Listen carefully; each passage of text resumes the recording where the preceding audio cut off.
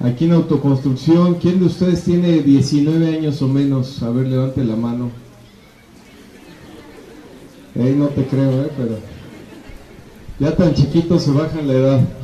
Fíjense, este año va a cumplir 20 años de egresado. Regresar a autoconstrucción me trae muchos recuerdos muy gratos. Veo cambios, sobre todo en infraestructura, y me da mucho gusto estar esta noche con ustedes y felicitar a los organizadores, felicitar a Chaupea por esta iniciativa, por sumarse a esta y muchas otras actividades. Desde hace un año he tenido el gusto de poder participar en algunas actividades con jóvenes y varias de esas con Chaupea. En lo que enfocan, de todas maneras, todo el día he estado pensando en esta presentación que voy a hacer el día de hoy sobre la incidencia de las políticas públicas en el sector forestal. ¿Quién de ustedes está estudiando alguna carrera o piensa estudiar una carrera relacionada con el sector forestal? Ahí levanten la mano. ¿Cuántos son de prepa? A ver, levanten la mano. Muy bien, todavía pueden corregir el camino, Pero ¿qué carreras están relacionadas con el sector forestal? A ver, denme opiniones. Obviamente, forestales, recursos, restauración. ¿Qué otra está relacionada con el sector forestal? ¿Cuál? Forestal industrial. ¿Alguien más? ¿Suelos está relacionada con el sector forestal o no? ¿Irrigación está relacionada con el sector forestal o no? ¿Sí o no? Sin miedo. Fíjense que el bosque juega un papel muy importante en la agricultura. Hablando de políticas públicas del sector forestal, en nuestro país se prioriza mucho la agricultura por encima de las ciencias forestales, o por encima más bien del sector forestal, pero eso es olvidar de dónde proviene, ¿verdad?, el insumo principal de la agricultura, que es el agua, de dónde proviene el suelo. Y además hay algo muy importante: en nuestro país, por lo menos, el sector forestal debería de ser más rentable que el sector agrícola.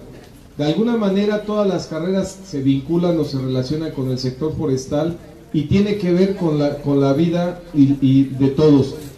Les voy a pedir que pongan atención, voy a pasar muy rápido estas láminas. A partir de estas láminas les iba a dar la exposición, pero quiero hacer una charla muy distinta, muy enfocada a la realidad de la política pública dirigida al sector forestal. Si vemos el estatus y la tenencia de los bosques en México, muy rápido: 64 millones de hectáreas en nuestro país son arboladas, y se estima que no obstante eso el 75% del territorio es forestal, porque se incluyen todos los tipos de ecosistemas.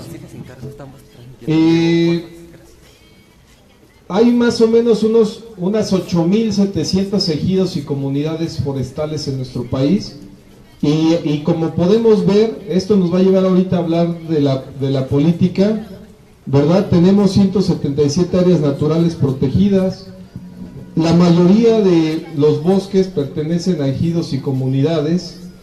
Y recuerden que en el sector forestal habitan más de 11 millones de personas en extrema pobreza y marginación. La que sigue, por favor. Esto va a ser muy rápido porque no me voy a enfocar en esto. Tenemos un marco regulatorio muy amplio en el sector forestal.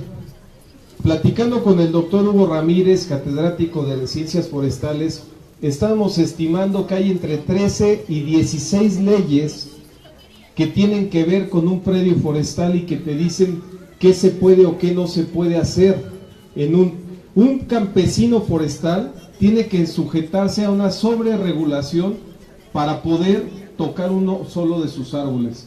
Entonces empezamos por la política, por la Constitución Política de los Estados Unidos Mexicanos, que está por encima de todas las leyes, más bien de ella emanan las leyes, y la Ley General de Desarrollo Forestal Sustentable, la Ley Agraria, la Ley de Desarrollo Rural Sustentable, la Ley General de Equilibrio Ecológico, la Ley General de Vida Silvestre, la Ley General de Cambio Climático. Ahora está en discusión en el Senado la Ley de Biodiversidad.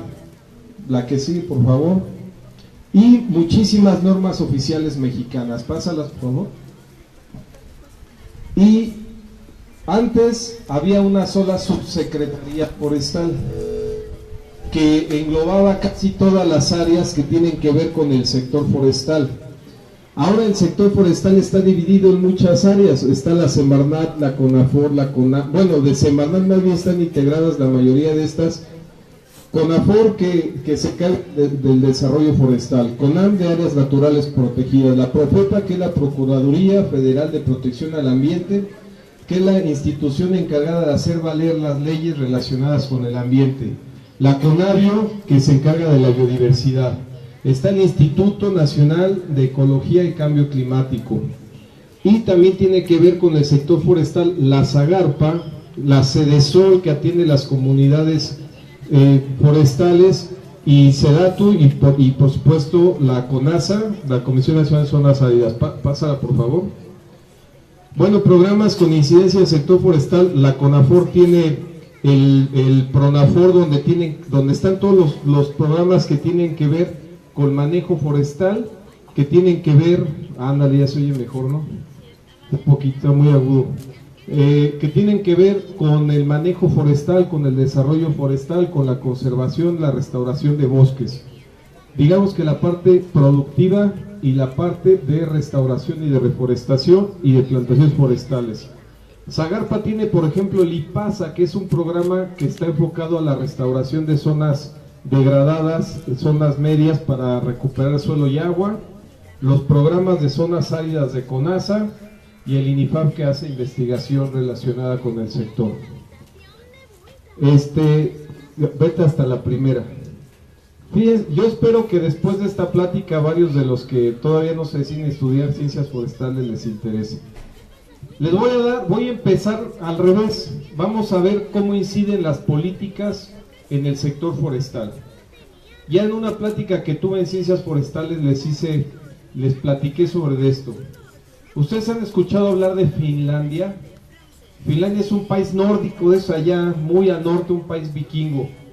Finlandia es un país que parte de su estructura central económica, de su crecimiento económico, son las plantaciones forestales comerciales. Finlandia es un país que actualmente produce 25,000 millones de dólares al año en productos forestales. Finlandia tendrá más o menos en superficie, no, les aseguro que no llega a lo que es un solo estado, que es el estado de Chihuahua, de nuestro país. Para que se den una idea, Finlandia, país nórdico, 25,000 millones de dólares en productos forestales al año. 25,000 millones de dólares. México, producimos 400 millones de dólares al año en productos forestales. Ni siquiera 1,000 millones. ¿Qué ejemplo de política dirigida al sector forestal les voy a dar? Hace 100 años Finlandia era un país devastado por las guerras, por invasiones. Todavía después, en los años 40, quedó devastado por invasión rusa, luego invasión nazi. El asunto está que los finlandeses dijeron: ¿qué queremos ser nosotros en 100 años como país? ¿Y qué sucedió? Que alguien dijo: nosotros lo único que tenemos son recursos naturales, vamos a plantar árboles para que dentro de 100 años nuestra economía sea una economía grande. Un árbol en una plantación forestal de Finlandia tarda en cosecharse 65 años, un solo árbol. Esto quiere decir que quien plantó ese árbol ni siquiera estaba pensando en sus nietos, estaba pensando en su nación. Ahí no llegó quien dijo: ay, las plantaciones forestales son algo horrible, no plantes. No, al contrario, incluso zonas pantanosas las convirtieron en plantaciones forestales. Y si alguno de ustedes ya conoce esos países nórdicos o va a tener la oportunidad de conocerlos, se va a dar cuenta que tienen grandes reservas de biomasa, además, porque el contar con plantaciones forestales comerciales les permitió generar una cultura hacia el sector forestal que quitó presión sobre sus bosques naturales. ¿Cuál es la diferencia? A ver, aquí algún estudiante de ciencias forestales, sin miedo, no le voy a preguntar una fórmula matemática ni estadística. No porque mencioné a Hugo Ramírez voy a salir con preguntas así difíciles. A ver, ¿quién aquí?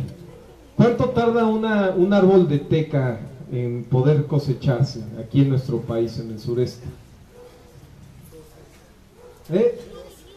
12 años. Estás ronco, estuvo buena la fiesta, ¿verdad? 12 años. 12 años. ¿En Finlandia cuánto tarda? México tiene características naturales perfectas para el desarrollo forestal. Tenemos el clima, tenemos el agua, tenemos especies que se cosechan en 12 años, o árboles de Navidad que se cosechan en 7 años. Ahora ya se están haciendo investigaciones con la acacia para que se coseche en 4 años. Pero ¿saben qué ha afectado nuestra política forestal? Que aquí todo es sexenal. Nosotros pensamos en lo que podamos hacer en nuestro periodo. A mí no me importa lo que va a hacer o lo que le voy a dejar al gobernante siguiente, me importa el crédito que yo tengo. Entonces yo puedo ir con un político, con un gobernante y decirle: señor gobernador, la alternativa de desarrollo económico de este estado, que es casi de cada estado de la república, es el sector forestal. Y él me va a decir: y en menos de 6 años puedo cosechar un árbol. Y yo decir: no señor, unos 30 años hay que esperar. No me interesa. Entonces, ¿cómo un país fijó una política de desarrollo pensando en el futuro, pensando en sus recursos naturales para salir adelante? Un país que no debe de llegar a 1 millón de hectáreas forestales. Nosotros tenemos 64 millones de hectáreas arboladas. Tenemos una capacidad para establecer 5 millones de hectáreas de plantaciones forestales comerciales en el trópico. Hace unos días tuve la fortuna de conocer al gobernador de Tabasco y lo felicitaba porque Tabasco está invirtiendo en plantaciones forestales comerciales. ¿Quién de aquí es de Tabasco, aparte de Mari Carmen? No hay ningún tabasqueño. Me dijeron que iba a haber varios, entonces, fíjense, Tabasco vivía del petróleo últimamente, ¿no? Es uno de los estados ahí cercanos a las zonas petroleras, Campeche también. Y es un estado además que por muchas razones se deforestó la selva y se hicieron potreros, muchísimo potrero, se acabó la selva. Ahorita que cambió la situación del petróleo en nuestro país, ¿cuáles creen ustedes que sean las alternativas de desarrollo para un estado como Tabasco, por ejemplo, o como Campeche, que son estados tropicales, estados que tienen agua, que tienen un clima extraordinario, que tienen calor casi todo el año? Son estados donde se puede establecer plantaciones comerciales de rápido crecimiento. De hecho, no por nada en Tabasco hay 40,000 hectáreas de plantaciones forestales comerciales. Visitamos la planta de Protic, una industria forestal increíble, una industria forestal como yo no creía que podía haber una en México. Yo conocí justamente en Finlandia una industria forestal y yo estaba maravillado porque no me imaginaba ver en México una industria como esa, y la verdad la que fui a ver a Tabasco rebasa por mucho esa que vi en Finlandia. ¿Y saben qué? Empieza a cambiar el entorno económico alrededor de donde está esta planta. Entonces yo les voy a hablar de lo que es la política forestal en nuestro país. Lo que podría hacer es lo que les estoy diciendo. Tenemos un gran potencial. Acuérdense que una de las principales causas de pérdida de suelo en terrenos forestales, más bien de cambio de uso de suelo, en terrenos forestales, es que se tala el bosque para ceder a la agricultura.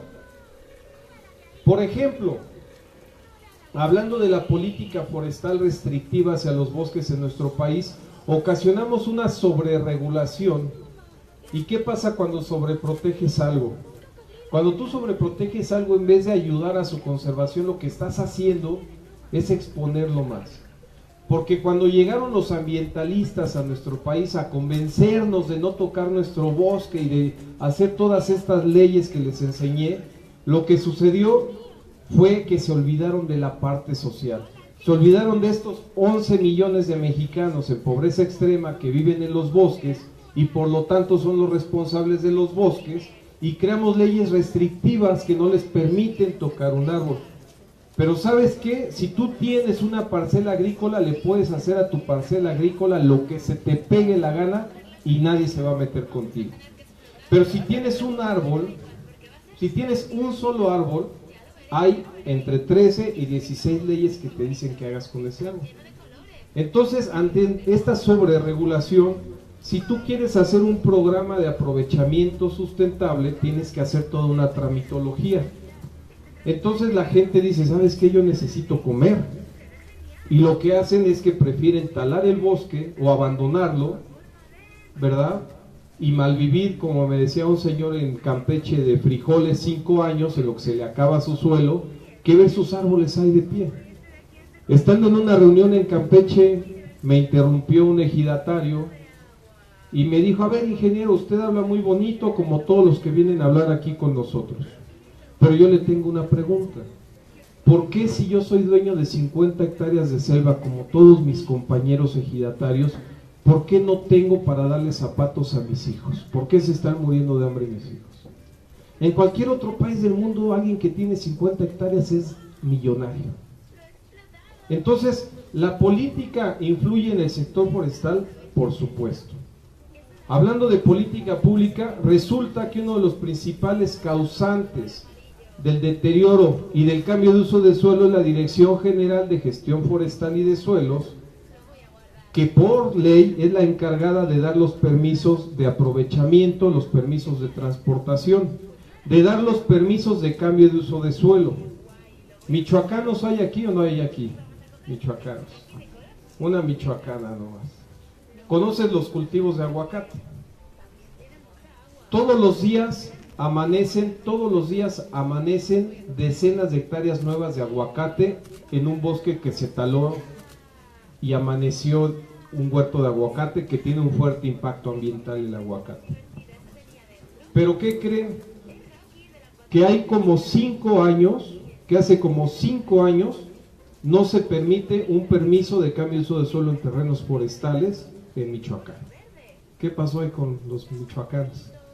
¿Qué pasa? La gente de todas maneras está rebasada la ley y de todas maneras la gente está talando el bosque y no hay capacidad para darle seguimiento. La gente no tala el bosque en un afán maligno. Mucha gente sí, hay mucho contrabandista de madera. Ahora los cárteles también se dedican a robar madera.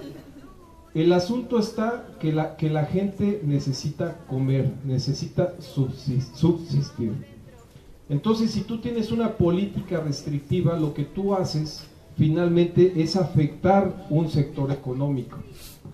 La mejor manera de proteger las áreas naturales protegidas, la mejor manera de evitar la presión sobre los bosques naturales es detonar el desarrollo productivo.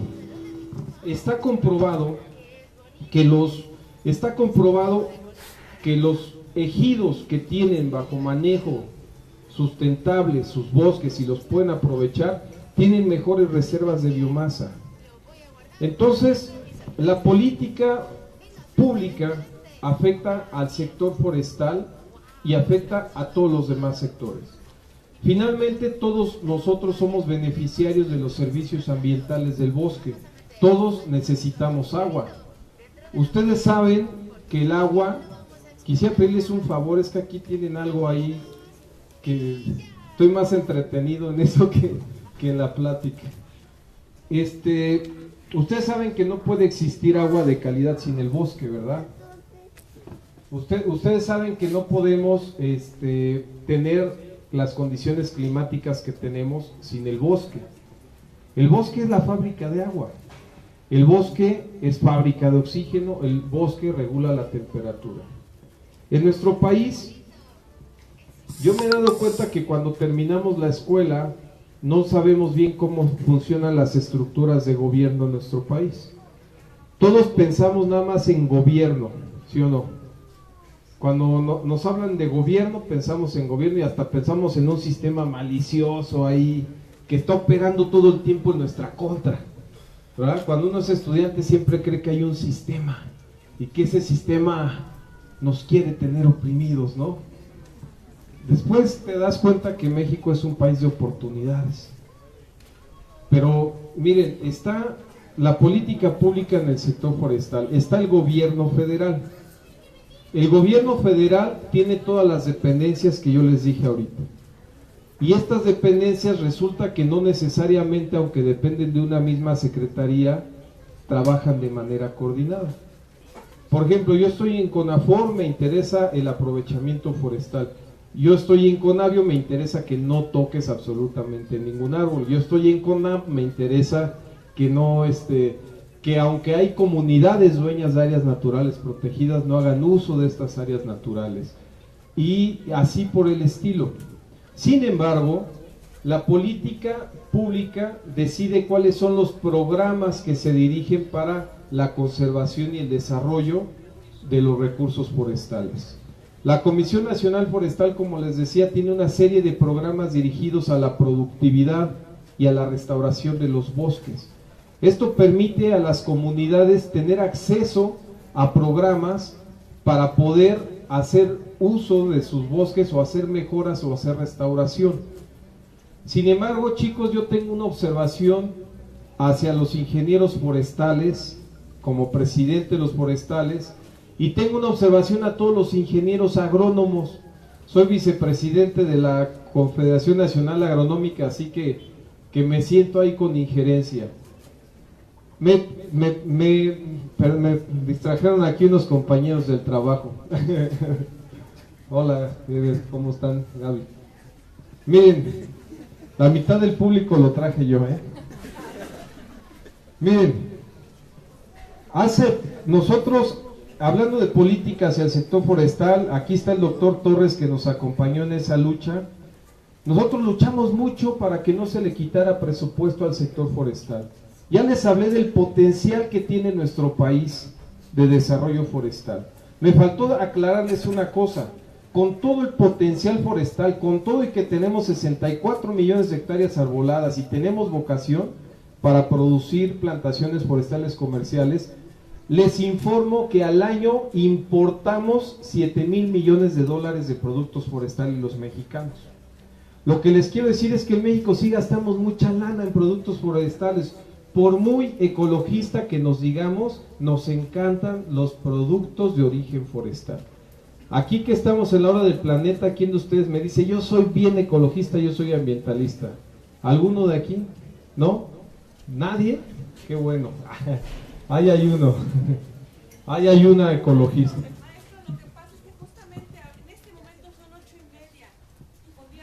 Hay que apagar todo. Nadie me dijo eso, pero pues apaguemos. Sí, por supuesto. Muy bien. ¿Y qué concluye ahí? Entonces, bueno, les agradezco. La verdad es que no tenía claro la hora. Les agradezco, chicos. Nada más en resumen y para concluir, la política pública nos ha llevado al subsidio, a estirar la mano y a depender de los programas de gobierno en vez de nosotros hacer productivas las áreas agrícolas y las áreas forestales. Muchas gracias por la invitación. Aprovecho para hacer entrega que a la letra dice: Chapingo Unido por el Ambiente otorga el presente reconocimiento al ingeniero Jesús Martín Cuanalo Araujo, presidente de la Asociación Mexicana de Profesionales Forestales, por su destacada participación con la charla Incidencias de las políticas públicas en el sector forestal, en el marco del evento La Hora del Planeta, realizado en la Unidad de Servicios Habitacionales Autoconstrucción. Firma Natalia Sánchez Recendis, presidente de Chapingo Unida por el Ambiente.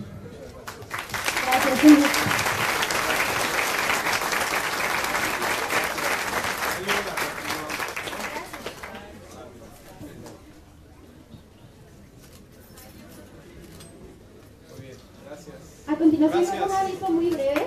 Vamos a, si nos apoyan, a mover las sillas para poder poner las velas. Y anteriormente habíamos avisado que necesitábamos su apoyo, ya que no queríamos contaminar con desechables, que trajeran sus platos y sus tazas o vasos para que no tuviéramos que usar desechables. Esperamos que nos apoyen con eso. Y bueno, vamos a pasar a la hora del planeta. Le cedo la palabra a mi compañero Chael. A las 8:30 era la hora de la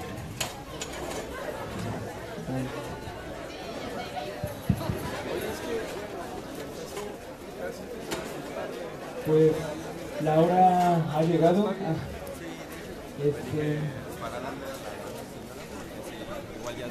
Pues les quiero comentar un poco sobre lo que es el evento en sí, bueno, lo que representa, porque es una hora sin luz como algo simbólico de lo que se está haciendo en contra del cambio climático. Entonces es por eso que se van a apagar las luces, y más que nada es para demostrar que las pequeñas acciones en conjunto pueden lograr un cambio